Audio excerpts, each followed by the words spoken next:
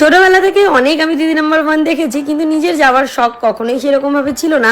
হঠাৎ করেই ফোন এলো দিদি নাম্বার ওয়ানে যেতে হবে। এবার তোমাদের সকলের প্রিয় সীমা দিয়ে চলে গেল দিদি নাম্বারের মঞ্চে। তোমরা তাকে বেশিরভাগ মানুষই চিনে থাকো এসআরকে সিস্টার নামে। তবে সীমা দিয়ে এখন সোশ্যাল মিডিয়াতে বেশি অ্যাক্টিভ না থাকলো, তবে সে বিজনেস নিয়ে এখন বর্তমানে প্রচুর অ্যাক্টিভ থাকে। সাম্প্রতিক সীমা দিয়ে একটি মিনি ব্লগ শেয়ার করায় তোমরা অনেকেই তাকে কমেন্ট করছো, সীমা দি তুমি যে দিদি নাম্বারের মঞ্চে গিয়েছো এই এপিসোডটা আমরা কবে টিভিতে দেখতে পাবো, এই ধরনের তোমরা অনেকেই প্রশ্ন করছো। একজন তো কমেন্ট করে জানিয়েছে আজ তোমার বাবা মা অনেক খুশি, তোমার জন্য ভিডিও দেখেই বোঝা যাচ্ছে। আসলে এরকমই একটি মঞ্চে যাচ্ছে সীমা দি, যেটি দেখার জন্য মা বাবা তো খুশি হবে। অন্য একজন কমেন্ট করে জানিয়েছে এত ভালো একটা সুযোগ পেয়েছো আর হাত ছাড়া করোনি, ভালোই হয়েছে সীমা। আসলে দিদি নাম্বার মঞ্চে যাওয়াটি অনেক মেয়েরই স্বপ্ন হয়ে থাকে। এরপর তোমাদেরকে জানিয়ে দিই যে দিদি নাম্বারের মঞ্চের এপিসোডটি তোমরা কবে টিভিতে দেখতে পাবে। দেখো 24 তারিখে হয়েছে খেলা, কিন্তু তাই সীমাদিকে এখনো জানায়নি যে টিভিতে তাকে কবে দেখতে পাওয়া যাবে। তবে আশা করি আর কয়েকদিনের মধ্যে সুখবরটা তোমাদেরকে জানিয়ে দেবে সীমা। আচ্ছা, সীমাদিকে দিদি নাম্বারের মঞ্চে দেখার জন্য কে কে এক্সাইটেড অবশ্যই কিন্তু কমেন্টে জানাবে। তবে সীমাদি এখন বিজনেসম্যান হওয়ায় সে কিন্তু ইউটিউবে তেমন ভাবে সময় দিতে পারছে না। তবে এখন বর্তমানে সীমাদি বেশি অ্যাক্টিভ থাকে তার ওয়াইটি শপকে নিয়ে, কারণ সেখানে সীমাদিকে প্রতিদিন নতুন নতুন কালেকশন শেয়ার করতে হয় ভিডিওর মাধ্যমে, তাই কিন্তু সে কন্টেন্ট আপলোড করতে পারে না। আচ্ছা, তোমাদের সীমাদিকে কার কার পছন্দ অবশ্যই কিন্তু কমেন্টে জানাবেন।